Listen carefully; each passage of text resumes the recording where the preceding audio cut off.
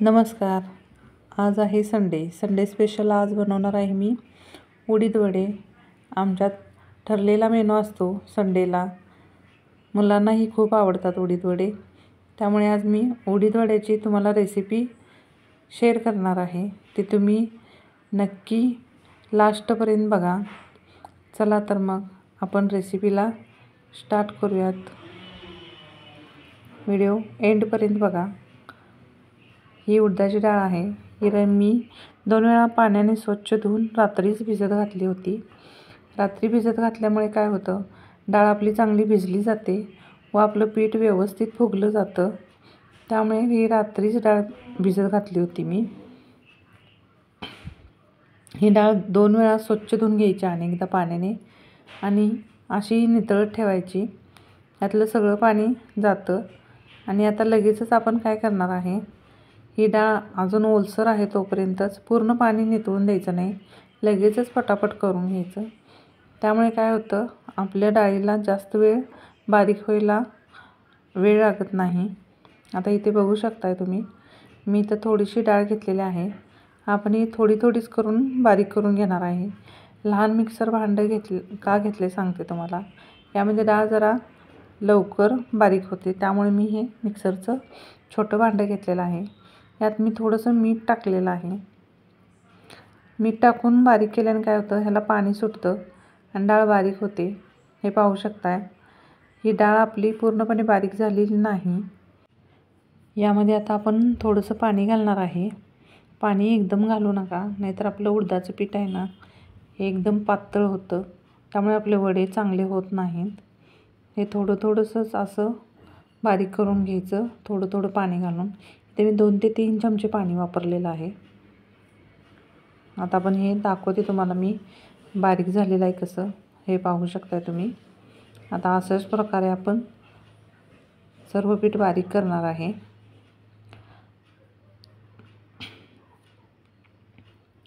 हे पाहू शकताय तुम्ही. डायरेक्ट जरी पाणी टाकला तरीही फास्ट हे बारीक होते. मी तुम्हाला दाखवते. आता मी इथं थोडंसं मीठ घालून थोडंसं अजून पाणी घालून दाखवते मी.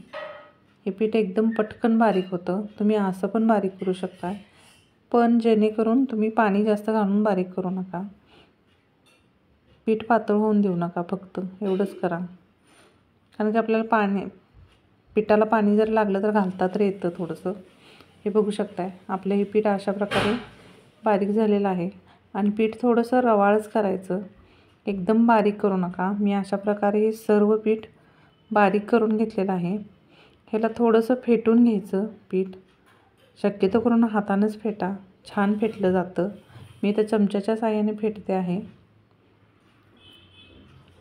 ह्याला 10 ते 15 मिनटं रेस्ट करण्यासाठी ठेवणार आहे असं करून. यामध्ये मी मीठ घातलेलं आहे, आत्ता सोडा टाकलेला नाही. करायच्या वेळेस आपण सोडा टाकणार आहोत. त्यामुळे सोडा टाकताना आपण तळायच्या आधीच एक 5 ते 10 मिनटं आधी सोडा टाकणार आहे. मी अजून थोडं मीठ घालून घेणार आहे. मीठ टाकल्यामुळे काय होतं, याला थोडंसं पाणी सुटायला चालू होतं. पीठ आपलं जरी घट्ट असलं तर मीठ टाकल्यामुळं पातळ होतं पीठ.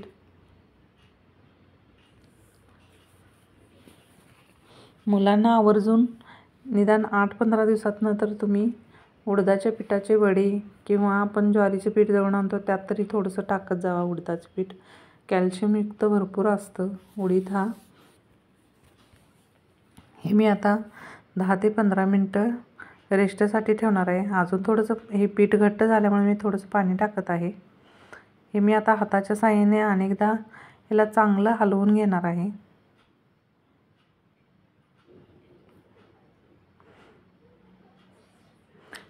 चांगली ह्यात म्हणजे जेवढं तुम्ही फेटाल तेवढी ह्यात हवा बसली जाते आणि आपले वडे चांगले होतात. हे पाहू शकताय तुम्ही आपले पीठ कसं. आता हे पीठ मी 10 ते 15 मिनटं असंच ठेवणार आहे.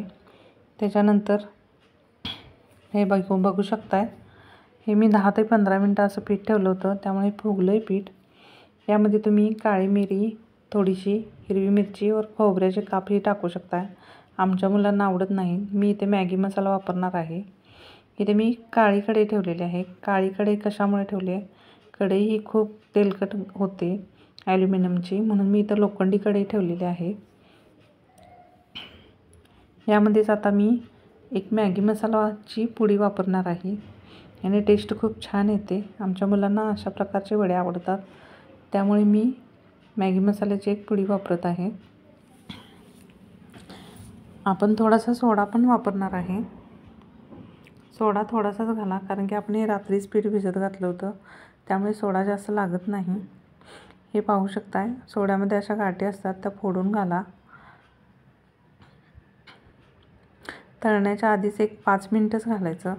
आता एकदा आपण पीठ चांगलं फेटून घेणार आहे. एकजीव असं पीठ करून घेणार आहे. थोडीशी चव बघून आणि थोडं मीठ वाटलं तर तुम्हाला टाकू शकताय. मी इथे थोडंसं मीठ टाकून घेतलेलं आहे चव बघून. हे बघू शकताय, पीठ आपलं छान झालेलं आहे. आता आपण इथे एका बाउलमध्ये पाणी घेतलेलं आहे. पाणी यासाठी की उडदाचं पीठ पाणी लावल्याने चिटकत नाही हाताला. इथं आपलं तेलसुद्धा छानपैकी गरम झालेलं आहे. इथे गॅस मी बारीक केलेला आहे. तेल चांगलं कडकडीत तापवून घेतलेलं आहे. मग आता आपण उडीद वडे सोडणार आहोत. मी हाताच्या साहाय्याने सोडणार आहे. हाताला पाणी चांगलं लावून घेतलेलं आहे मी इथं.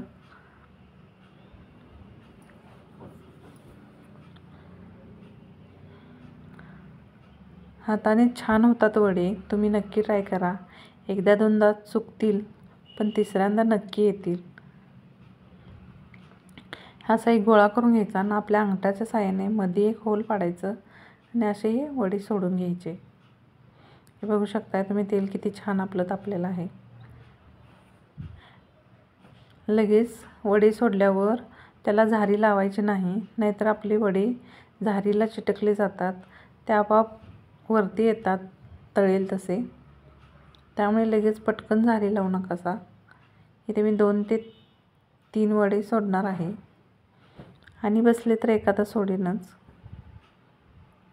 इथे मी अशा प्रकारे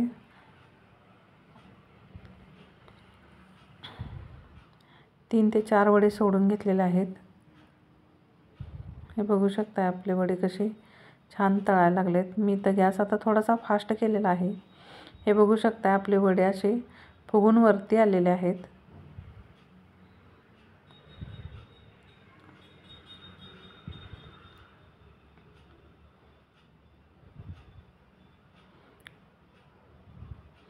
गॅस मी फास्ट ह्यासाठी केला आहे की उडदाचे वडे पहिल्यांदा मंद आचेवर तळून घ्यायचे वरती तेलात येईपर्यंत, आणि मग थोडासा गॅस फास्ट करायचा, म्हणजे आतपर्यंत तळले जातात.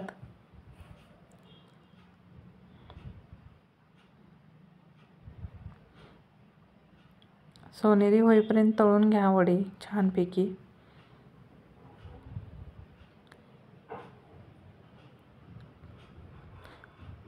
हे पाहू शकताय आपले वडे कसे फुगले तिथे.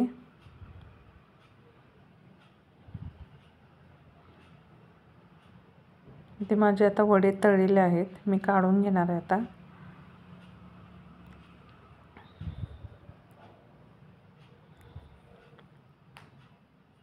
तुम्हाला दाखवते, अशा प्रकारे भाजून घ्या वडे. माझं थोडंसं तेल सांडले ते. अनेकदा दाखवते तुम्हाला वडे कसे सोडायचे. ना तुम्हाला उडदाच्या वड्याच्या साच्याची गरज आहे ना कशाची. फक्त एकदा प्रॅक्टिस केलं ना वडे आरामात जमले जातात.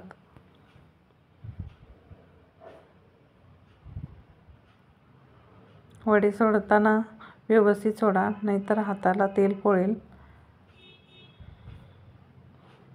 पाण्याचा प्रत्येक वेळेस हात घ्यायचा, त्यामुळे वडे आपोआप व्यवस्थित होतात. इथे मी आधी सांबर करून घेतलं होतं. ह्याची पण रेसिपी तुम्हाला मी नक्की शेअर करेन. हे मी मसुरीची डाळ व मुगाच्या डाळीपासून बनवलेलं आहे, कारण की तुरीच्या डाळीनं पित्त होतं, म्हणून मी या प्रकारे हे सांबर केलेलं आहे. आणि तर मी नारळाची चटणी आधीच करून घेतलेली आहे. हे बघू शकताय आपले वडे किती मस्त तळले जातात व फुगलेत आपले वडे. हे पीठ तुम्ही 2 दिवस आरामात फ्रीजलासुद्धा स्टोअर करू शकता. खूप छान राहतं. फक्त ज्यावेळेस करणार आहे त्यावेळेसच तुम्ही सोडा घाला. सोडा घालून फ्रीजला स्टोअर करून ठेवू नका. आपले हे वडे बिलकुल तेलकट वगैरे होत नाहीत. खूप असे छान कुरकुरीत होतात. तुम्ही बघू शकता यांना कलरही किती छान आलेला आहे. तुम्हाला रेसिपी आवडल्यास सारिका पाटील किचन रेसिपीला सबस्क्राईब करा. नवनवीन रेसिपी माझ्या पाहण्यासाठी फॉलो करा, कमेंट करा. धन्यवाद.